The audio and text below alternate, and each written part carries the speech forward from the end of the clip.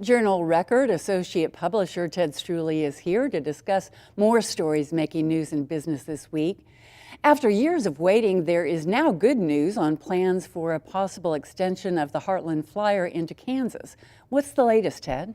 Well, the federal government last week gave Amtrak about $2 billion in that budget package that they passed. That's pretty good news. It may be a little more money than they were expecting. So Amtrak said rather quickly that the feasibility study about extending the Heartland Flyer up through Wichita and possibly into Kansas City, where it could connect to other routes, is back on and full speed ahead. Good news.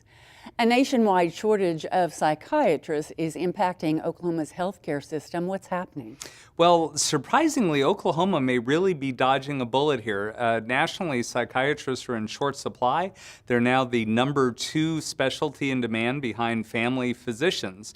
But we talked to Dr. Jason Beeman, who's the head of the psychiatry department at OSU Tulsa, and he told us that they've got plenty of applicants. They have filled all 15 of their residency slots. They expect to be graduating 5 psychiatrists a year that have been trained in Oklahoma and are likely to stay in practice in Oklahoma.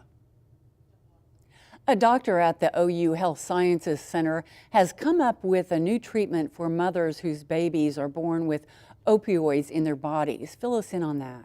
Yeah, this is pretty interesting. They found that if they just take a look at that newborn infant who maybe has been exposed to opioids during the pregnancy, that if that baby can just eat and sleep and calm down, that's a pretty good indicator of how they're doing, and they don't really need to be doing as much disruptive testing as has been common practice in the past. So that's not only going to be easier on the babies, it's going to be a lot less expensive, and they think produce more accurate results. It's been a shell of a building for years now, but word is the Oklahoma Department of Wildlife Conservation's headquarters is on track to be finished.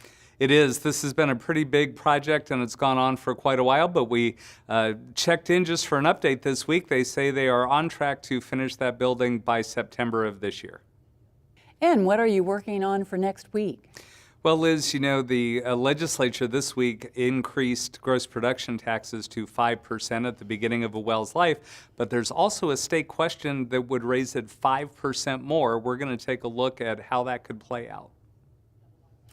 Ted Struley with the Journal Record. Thanks for being with us. My pleasure, Liz.